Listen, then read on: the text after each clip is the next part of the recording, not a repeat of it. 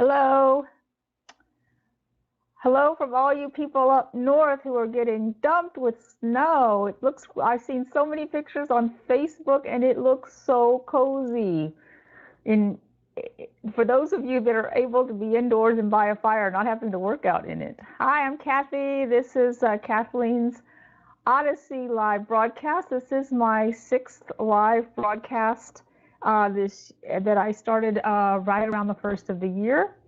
Today, we're going to be talking about hostels. Most of my broadcasts are about travel because that's what I like to share these days about. I get a lot of questions about hostels, and so I thought I'd do a session on hostel travel. So while we're waiting for more folks to join in, let me know where you are right now, if you're not outside digging out the snow. And let me know kind of why you decided to join us today, um, uh, and maybe if you have any questions about hostel traveling. Let me know too if you've used hostels in the past.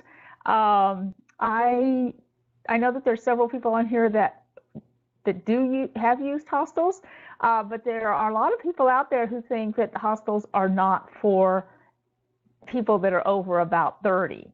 And I'm going to bust that myth really quickly today because I have spent in my 2-year Odyssey around the world, I stayed in over 90 hostels, and I never felt out of place in any of them. So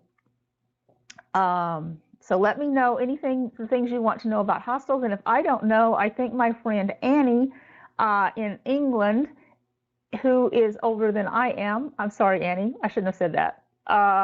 Anyway, she's close to my age, and she has been staying in hostels all of her life traveling, and so she's more of an expert than I am, and she may be able to chime in with some answers as well. So let's get started. If I can get all my ducks in a row here. I will tell you that this broadcast usually has some kind of a lag to it. So I'm broadcasting and it usually takes you 5 to 10 seconds. Last week we had one time when it was a lot longer than that of a lag before you see me. So I don't see your comments right away, but I will watch your comments, and at the end I'll try to double check to be sure I haven't missed any questions. So this is a blog post that I wrote a while back, and I really liked this, that the title of the post was Hostels, They're Not Just for 20-somethings. And I really try to encourage that because I want people who are not young to also use hostels and find that they are really valuable for traveling, especially when you're traveling alone. So today what I'm going to cover is what to look for when you're choosing a hostel, kind of have your own list of things that are important to you, just like when you choose any lodging, how to choose some of the best hostels for you. I'm also going to talk about the pros and cons of hostel travel, and I'm going to give you a few tips, as well as at the end I've got pictures of some of my phenomenally favorite hostels that I've stayed in during my travels. So here's what I look for when I am starting to look at booking a hostel. And I almost always book my hostels stays in advance to make sure that I have a bed. And so and I'll tell you a little bit in a minute where I go to book my hostels, but in the descriptions for the hostels, I look for hopefully separate female dorm rooms. I'll talk a little bit more about that in a bit. I would like to have good Wi-Fi, and that's not almost a no-brainer anymore, because I've noticed over the last several years that if a hostel doesn't have good Wi-Fi, they don't even exist. And except I will talk about one situation where there was no Wi-Fi, and I'll explain why.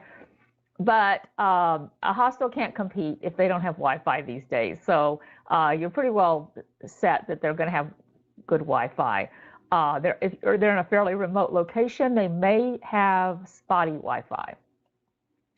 I like to see if they have good showers, and sometimes this doesn't come up in the description, but in the reviews you might see if they say, oh, the water was cold all the time, or anything like that. But I kind of like a nice hot shower, especially if I've been hiking all day. It's nice to have a hot shower at the end. I look to see if it's near a food market, and oftentimes they will put in the description, we're close to this grocery store, that market, because I prepare a lot of my own food in hostels, and I may do a whole discussion about that in the future. I have written quite a bit about preparing your own food while you travel, so I like to be near a food market, especially if I'm staying more than a couple of days. I look to see if they have enforced quiet hours, because yes, I am not in my 20-somethings anymore, and I prefer a nice good night's sleep. So some hostels are not necessarily doing that. I wrote this already, I guess, separate male and female dorm rooms, but that's not, or separate male and female bathrooms. This is what I meant to say, separate male and female bathrooms. Because there are a handful of hostels, not so many, where there are co-ed bathrooms. I prefer to have a little more privacy in the bathroom. If it's not a big deal to you, then don't look for that.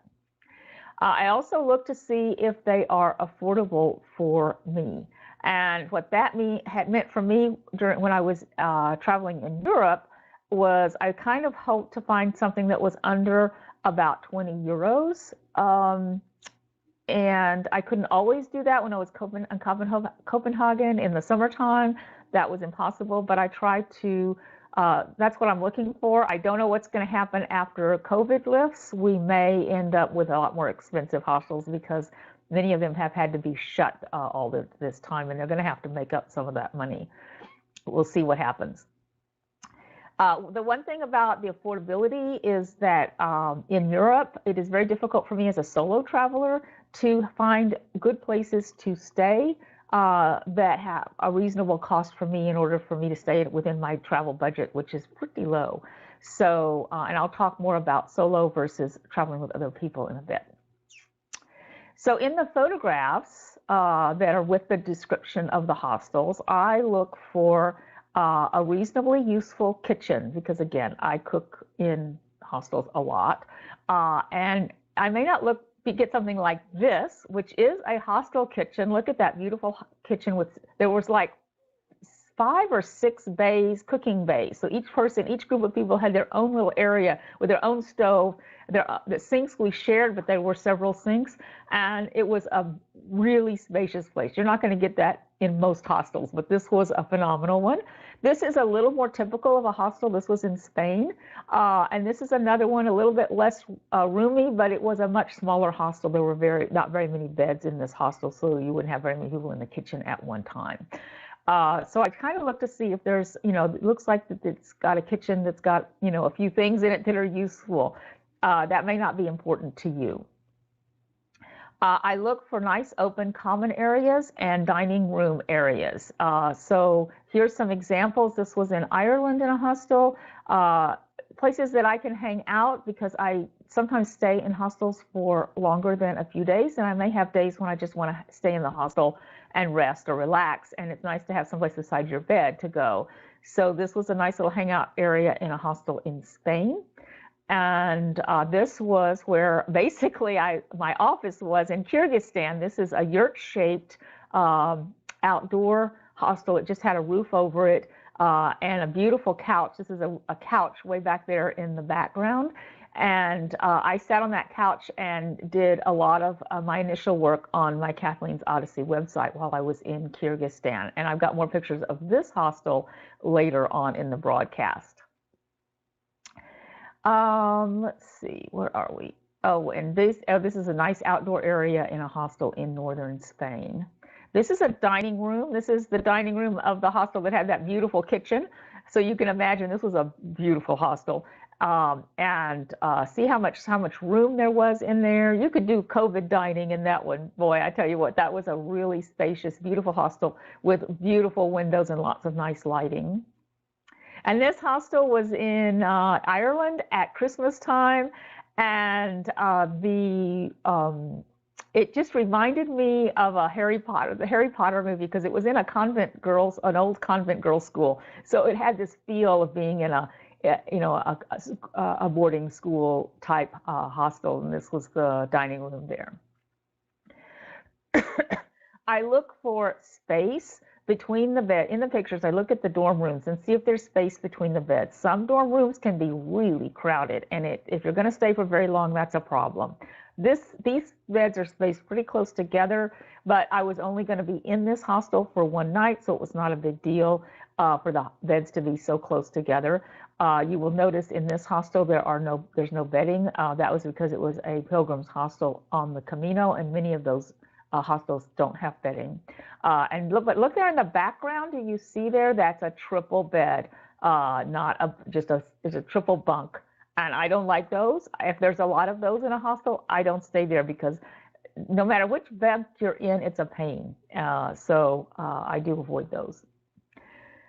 This is more reasonable. This is another albergue on the Camino, and it had lots of room. The beds were each on the walls and not, lined up like an old dorm style. It didn't look so much like a prison.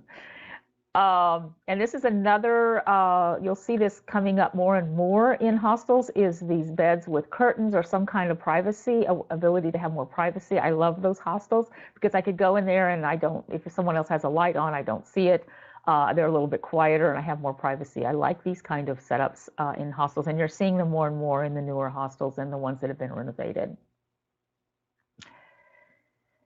So I also look for these days more convenient outlets near the bed or USB ports, and we're seeing that more and more. Here's an outlet with a little shelf for your devices. Here's one that had a USB ports as well for charging, as well as outlets. And I like this when the outlets are on the inside of the bed, because then I can charge my devices overnight and my body is between the charging area and the public area. So in the reviews, you can learn a lot of things in reviews. People will tell you if a hostel is not clean. That's the biggest issue you will have in a review, is more people will talk about whether it's a clean or not a clean hostel. So that they will tell you, you will know if a hostel is not clean, there will be a lot of reviews saying it's not. I want to be careful that it's not a party hostel. That's like party hostel. And I'm going to talk about party hostels in a minute. Whether you're looking for a party hostel or not a party hostel, I will tell you how you can be satisfied either way. I also look to see if people say that the staff is friendly and helpful. Because that is important when you're traveling, especially hostel traveling, because you want to be able to ask questions about the culture, about places to go, about the rules, and you want people to be really nice, like any place you go. But I really look for a friendly staff. Another thing that will come up in the reviews, if it's not a quiet hostel, they will say so. So I want to, and if they say it's quiet or if they don't have any complaints about noise, you can pretty well guess that the quiet hours, usually between 10 p.m. and 8 a.m., are enforced in that hostel. And so that's important to me. I want to sleep at night. So let's see if I have any other notes down here. Let me know if you have questions. If Annie's out there, give me your input. So let me talk about how I find hostels. The first place I usually look is an organization called Hosteling International. They're hihostels.com. And I will put all of the links that I talk about here, I'll put them in the notes in the YouTube video that's going to be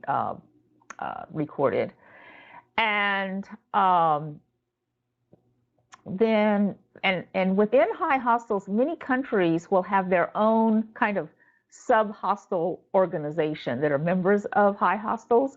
And for example, Hosteling Scotland right here, I used Hosteling Scotland a lot when I was there for several months because, and you can find out the hostels that are part of the Hosteling International, or you can go directly to the Hosteling International website and book that way.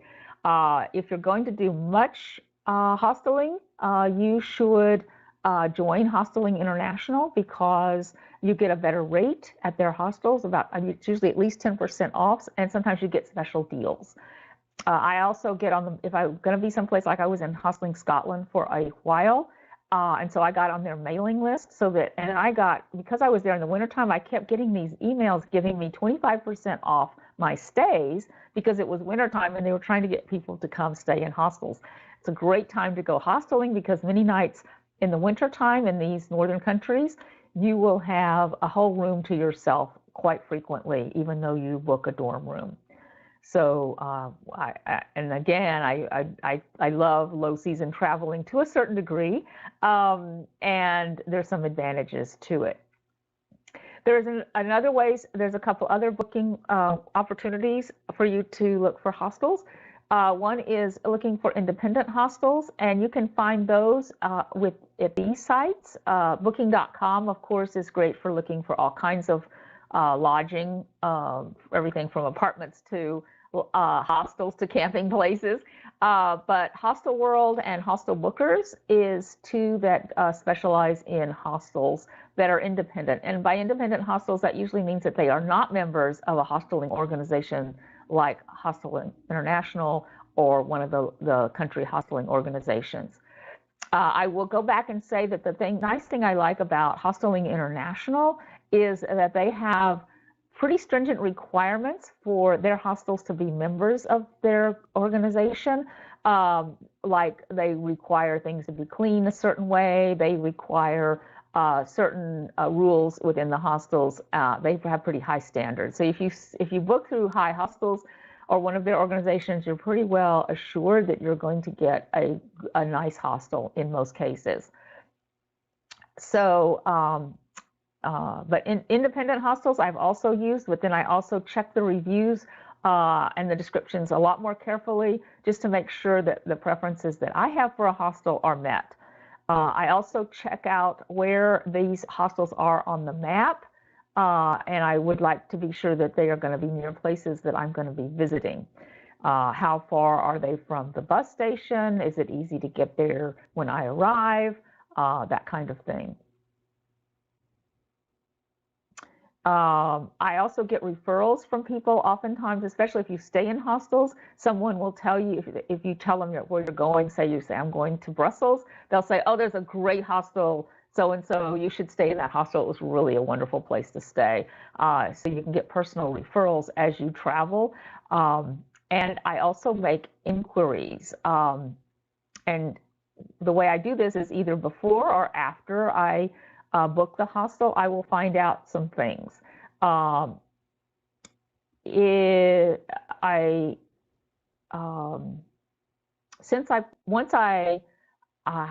I want to know anything about the hostel, right now it would be good to actually contact them to find out if they are open, because many hostels are closed right now and they'll be slowly opening up, I'm sure maybe this summer. But also if I have questions about if anything about them, are they close to a certain thing, how far is it from the bus station, that kind of thing, I can write to them in advance and find out. But oftentimes right after I make the booking, I will send a message to the hostel asking for a few things. One thing is I prefer a bottom bunk. And so I will often send a message to them saying, would you please reserve a bottom bunk for me? And it's only been a couple of times out of all of my times of asking for this that I did not get a bottom bunk. One time it was a crappy hostel. I moved out of that hostel pretty quickly, but they just could care less whether I wanted the top bunk or a bottom bunk. And of course I ended up with a top bunk. And of course it was a noisy hostel. It was not well run. I moved hostels because I was staying in that town for a while. But some people prefer the top bunk, so you can write and say, I want the top bunk. You can also ask if they have single beds. Sometimes there are single beds, and if there are, you could ask them to reserve that. But if the directions are not listed in the description, or if you are not sent the directions once you make your booking, I usually ask for directions if I can't figure it out on the map or if it's not clear. And if it's a ways from the bus station or the airport, I sometimes ask for the best way to get there. Should I take a taxi? Can I take a bus? What bus should I take? That kind of thing. If I'm going to have to take a taxi, I usually ask them what should I expect to pay, so that I'm less likely to get scammed by a taxi driver. Because they tend to, in airports, of course, airports and bus stations, they tend to want to charge you tourist prices. So let's talk a little bit about the pros of hostel stays. So one of the great ones is that you will save money by sharing a room with other travelers. And this is especially true if you're traveling solo. It's not unusual for a dormitory bed to cost like a fourth of what it would cost a private room in a guest house. So that's quite a bit of savings for traveling solo. However, if you're traveling with one or more companions, it's worth checking to see if there's private rooms, because sometimes you can get a room for two people for less as in a private room, because many hostels these days have private rooms. Most of them do. You can get a private room for not much more than having two beds in the dorm.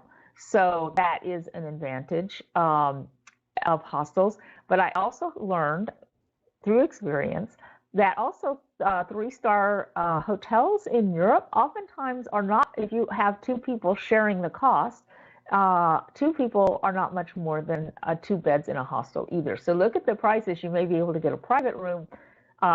Regularly, when I was traveling with my daughter in Spain, we could find nice little three-star hotel guest houses or hotels for maybe 2 or 3, 4 euros more than it would be for the two of us to get a bed. It was kind of a no-brainer. It was nice to have that privacy. So that's something to look at. One thing about hostel stays is you won't be lonely, especially if you're in a dorm. You always end up talking to people, asking the questions, where are you from, where are you traveling to, what are you doing, blah, blah, blah. You always make friends. I've made quite a few friends in hostels, and so you're more likely, especially if you stay in a dorm, to make friends. If you have a private room, you're less likely, although there is usually a lot of conversation that goes on in the dining room. In fact, in hostels, as you may have noticed in some of those pictures, the dining room are usually oriented to encourage people to eat together. And in fact, one hostel in Ireland where I visited, they had signs on the tables that said no mobile devices during breakfast, because they wanted people to talk to each other, not sit and look at their phones. You're going to learn more about other cultures, not only the cultures of the place that you're staying, but the cultures of the places where the other guests are. And people will encourage you to visit their country. That's how I ended up in Sri Lanka for 3 months.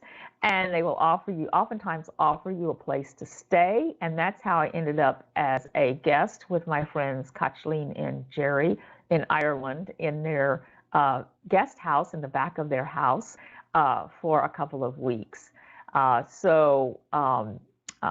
Always be open to those opportunities. You will also be able to learn even more places to visit, like I just said, and get offers of homes. I said that. All right, let's go on. You will meet people to join on excursions. So if you have, sometimes maybe you want to go together with people for a taxi to go to a certain place and save money, and you get opportunities to do that. If you don't want to go visit a museum or go out to eat by yourself, you may be able to find people that will join you. These are advantages of solo travel. I met these ladies in India, and one was from India and one was from Azerbaijan. And we hiked up into this beautiful area of the Himalayas right outside our hostel door. And it was a great day hike. We had a great fun time. We were exhausted when we got done at that altitude. Hostel staff generally can be very helpful. The reason that they're working there is not for the money. Let me tell you, many times they just work for room and board. They're volunteering, but they enjoy visiting with people. And if they are locals that are working in the hostels, they are very happy and really like to tell you about their the community.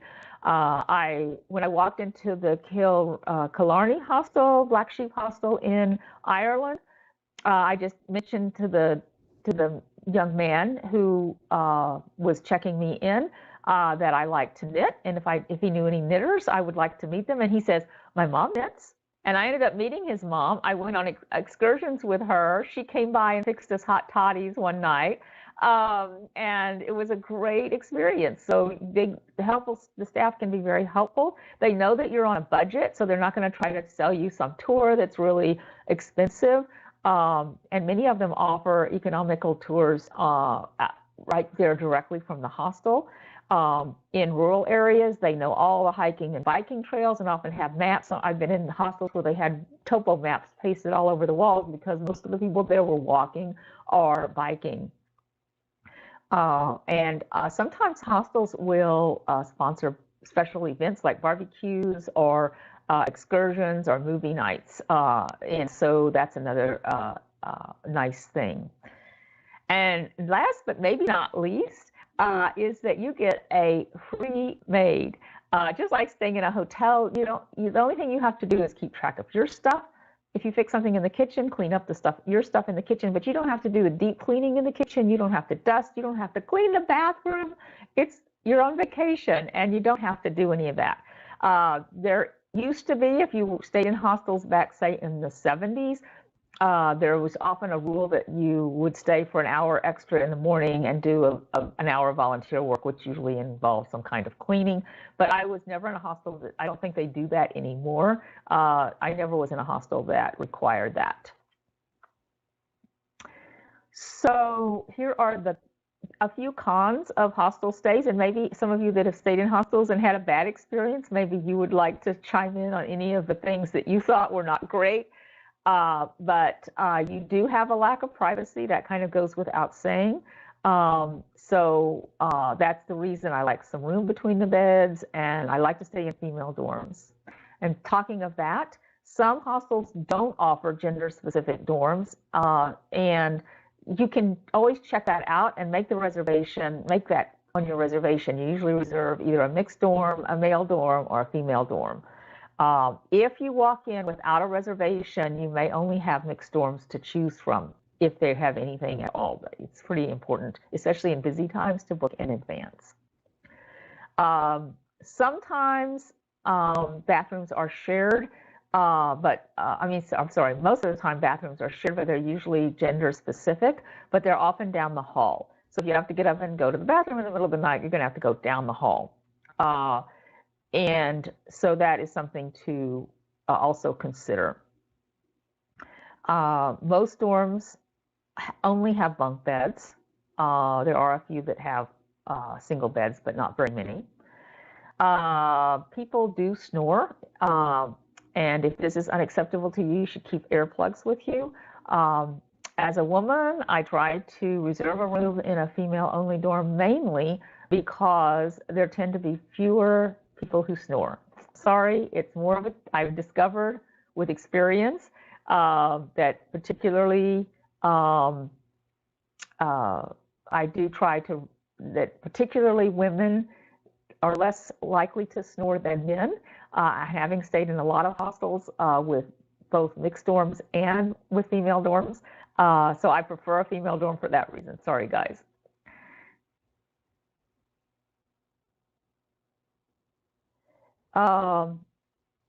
Some hostels require you to vacate the dorm rooms and other areas during the day so the staff can clean. Most of the time, they didn't make me leave the hostel like they used to. In the 70s, you had to leave the hostel. It wasn't even open between the hours of, say, 10 o'clock and 4 o'clock or something like that. And that's not the case anymore.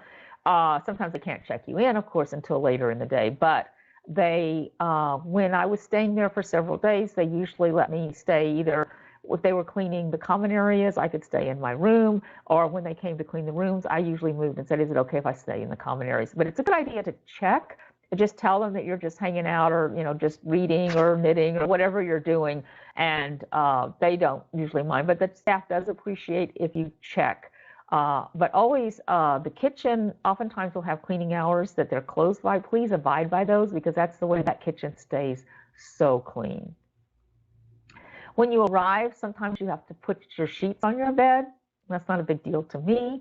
And you have to strip it when you check out. I usually strip my bed anyway when I check out. It just makes it faster for the cleaners to get things done. But having to make your own bed when you check in is very common in some of the lower cost hostels. So I don't mind saving a couple euros and make my own bed. I'll do that. Usually towels are not included in your stay, although in nicer hostels they will have towels, but you can usually rent one for a couple dollars or so. Also, sometimes during the weekends and holidays, they're going to be more crowded. So sometimes what I will do sometimes is look for more remote or less popular hostels on the weekends and hostels. Sometimes there will be school or youth groups that come through, especially the high hostels, Scotland, Hosteling Scotland, some of those nicer organization, nonprofit hostels will have youth groups in the hostels during the weekends.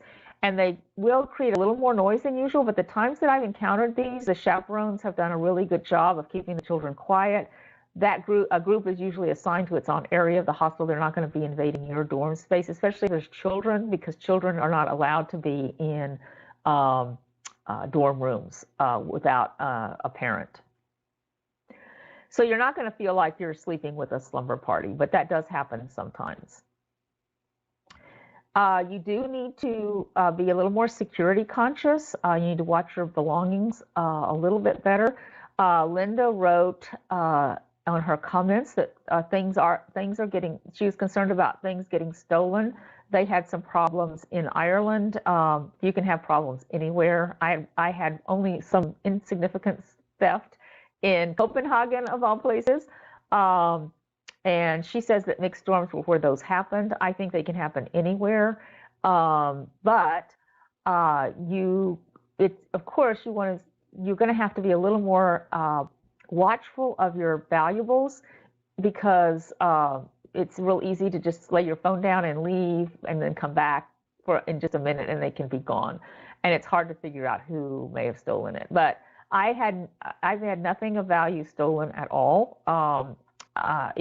Lockers are provided, so I always locked up my computer, those kinds of things. I didn't lock up my clothes, but lockers are provided in all hostels that I've ever been in. You can bring your own lock, or you can usually rent one from the front desk. But it is important that you just keep track of your things, just like you're on the street. Well, maybe not quite that security conscious, but you know that all these people are strangers, and you can't just shut the door and lock it with a key. But I had very few problems, but I was very watchful of my things, and I tried to keep all my stuff pretty contained. So I'm going to talk about a few tips for having the best hostel experience.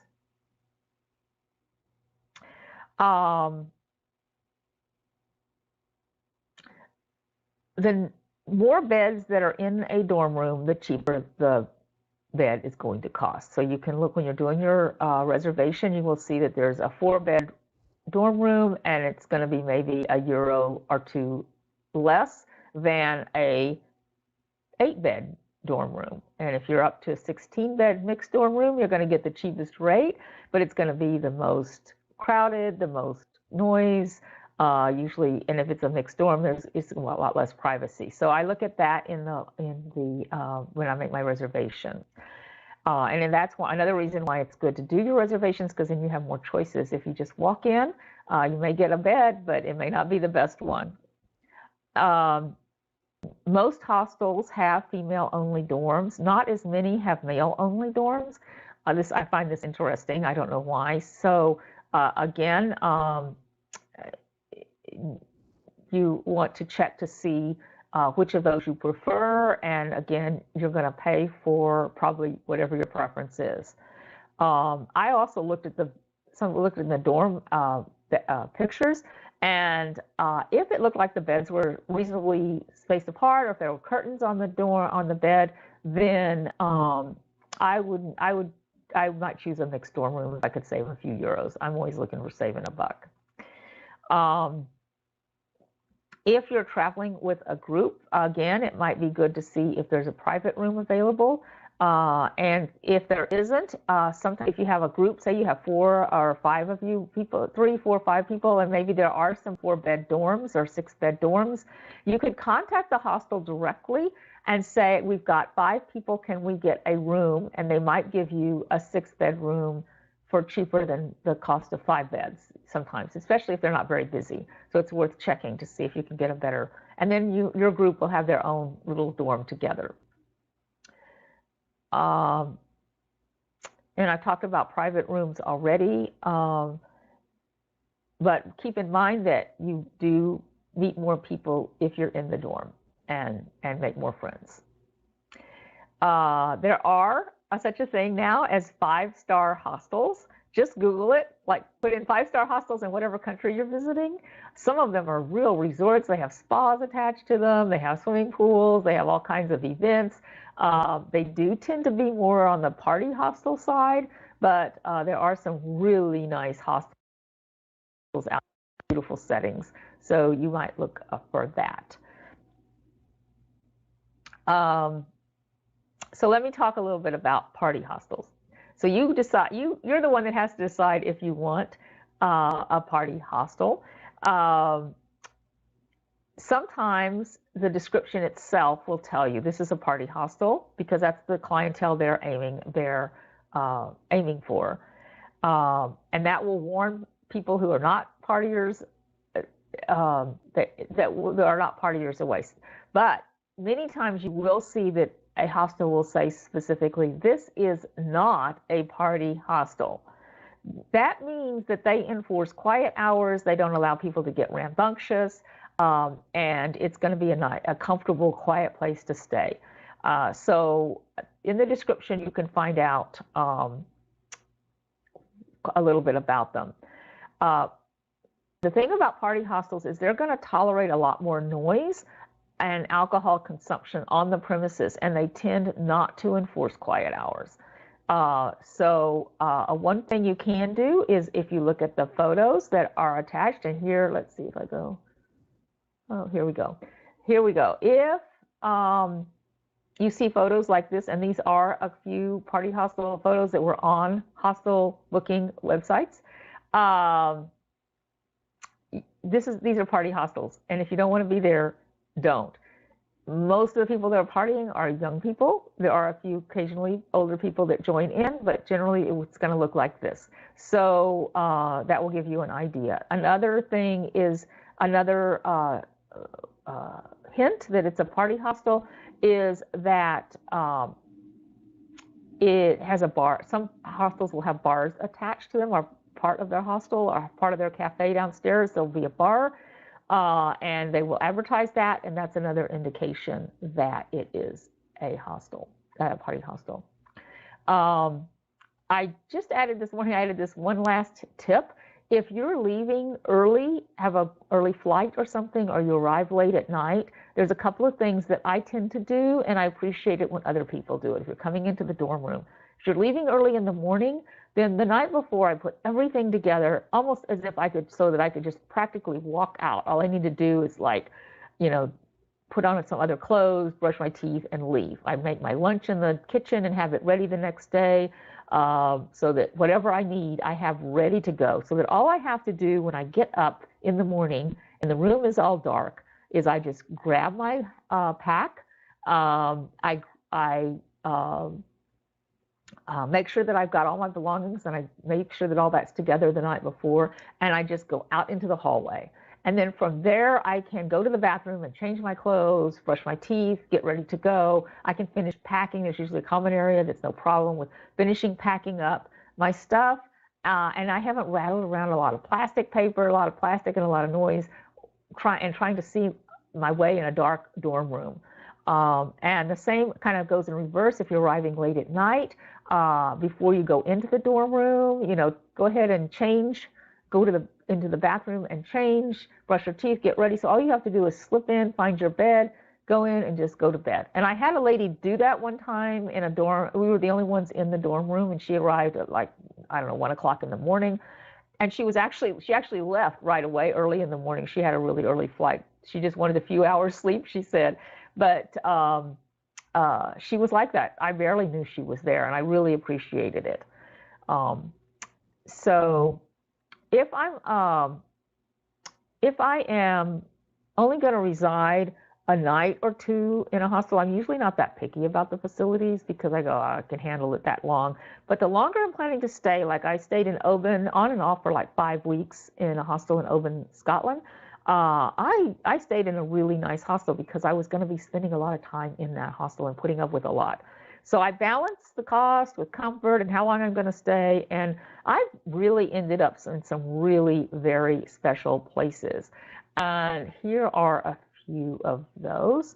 And I'll kind of give you a heads up. It's time for you to, if you have any questions or comments, I'm getting close to the end of the broadcast. So be sure to get your questions or comments in. So a few favorite hostels that I've spent time in. Here is that Black Sheep Hostel in Killarney, Ireland.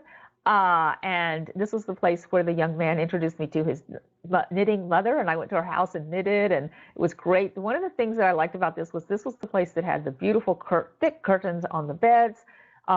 They had lovely female dorms, and each of the dorm rooms had its own bathroom. This was a 6-bed dorm, and we had our own bathroom. And it had a garden in the backyard with chickens, and they would bring the eggs in the morning. And if you were early, you got to use what eggs they had in the morning to fix in your breakfast. This was a beautiful hostel in northern Spain, right up on the coast at Llanes in Spain. This was along the Camino de Santiago del Norte, the northern route. It is not a strictly pilgrims hostel. There's a lot of people that come there that are surfers that like to use that hostel, and but anybody can stay there. It's not restricted just to the pilgrims. And hostels in Spain and Portugal are called albergues. So when you see albergue, it means hostel. This was my first hostel on my trip around the world, and it was absolutely gorgeous. It was an old mansion. Look at that entryway. It had really spacious rooms, and the kitchen was marvelous. The staff was wonderful. It was in the beautiful town of Lerwick, Scotland, which in itself is a wonderful place to visit. And it was really a really fabulous hostel experience. I will say that this hostel is a part of Hosteling Scotland, and they have rules that you can only stay 2 weeks at a time. And then you have to leave for, I think, at least a week before you can come back. So some hostels, especially the nonprofit hostels, they restrict you to how long you can stay. If it's low season and there's nobody in the hostel, you may be able to negotiate to stay longer if you want to. The Oban Hostel was one that I stayed in for about 5 weeks. This was another beautiful old mansion, and my room had a bay window right next to my bed. I sat there, that was kind of my office, and I was able to just sit there and look at the ferries coming in and out of the port. And it was my jumping off place to go to the Isle of Iona and to the Outer Hebrides and do a lot of hiking. I did some day hikes along the West Highland Way, and this was all in the winter time.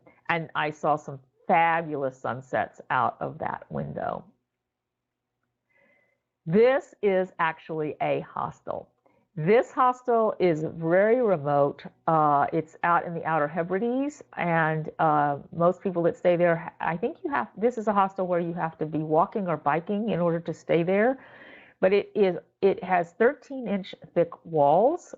There's my journal sitting there on the windowsill. You can see how thick the walls, stone walls are, and the roofs are thatched. This is the Howmore Hostel in South Uist Island in the Outer Hebrides, and it has pretty strict rules because it is another nonprofit hostel, and they are set up for walkers. I was arriving by bus, but I did also do a bunch of hiking. I was planning to stay there for 2 nights, and I stayed 5. It was a beautiful, beautiful, beautiful hostel. But you will see here, it says in the hostel website, it says there's no Wi-Fi. This is a very remote hostel. They just say your entertainment is conversation with each other. No television, no Wi-Fi, no nothing. So it was very quiet. It was so quiet at night, I could hear a pin drop. It was just lovely. And then let's see, this hostel, I don't know if Tinch was able to join us or Salta. They were my hosts for this hostel at Happy Nomads Yurt Camp in Karakol in Kyrgyzstan.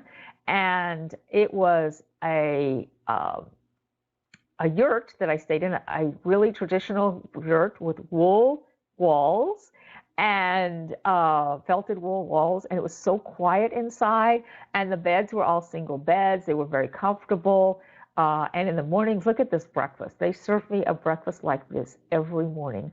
I was there on and off for about 5 weeks in this yurt camp. It was a little bit away from town. It was probably about 1.5 kilometers walk into town to get to groceries or to get to a place to eat, but it was worth it because it was so quiet and such a lovely, the hospitality from the family that runs this hostel is amazing. You will see if you go in and book it that it has 5 stars all the way around. And this was the Rowan Tree Hostel in Innis, Ireland.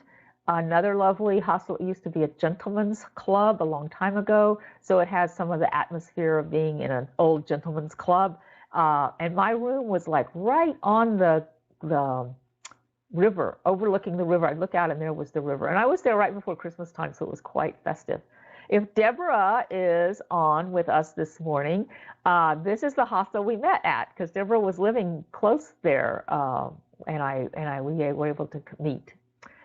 Now, this hostel, in order to go there, you have to be a pilgrim on the Camino de Santiago, but this is in northern Spain. This young man, David Bodanaya, this is his hostel, and he fed us dinner, lovely dinner of soup and bread, really nice at the end of a long day, and it was getting pretty chilly at night.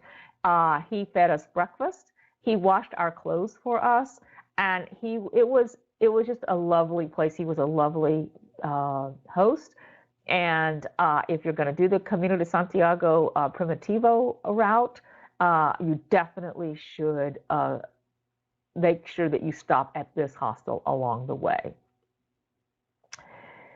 So the links to these hostels and a lot more are here at my accommodations page on my website. And again, I'll put this link in the links in the notes of the YouTube video. So I don't see any more questions. Please let me know if you have questions. I'm checking here to be sure that I'm not missing something. Yes, okay. Every week we've had some kind of a glitch. So far, this one has gone pretty well, I think.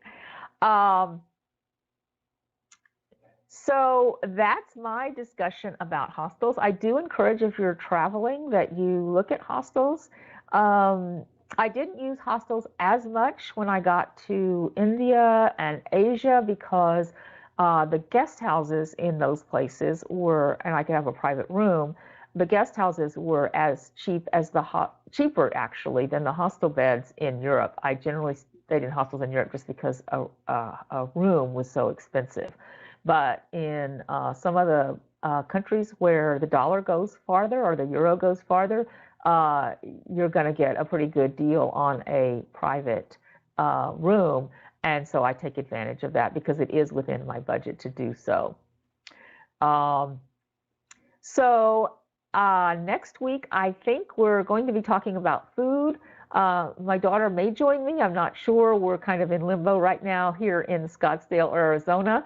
I will be leaving on April the 2nd, and I will reveal where I'm going to in the future. But we're here for a couple more weeks. But if you have a topic that you would like to see me talk about in the future, please, please, please let me know. You can email me, you can text me, you can make a comment in one of the videos. Anyway, I will usually see what you say. So let me know what you're looking at, any suggestions you have for the live broadcasts. So as usual, I made a little kind of video showing you pictures, some of the pictures you've already seen, but just a little slideshow of some of the experiences that I've had in hostels in my travels.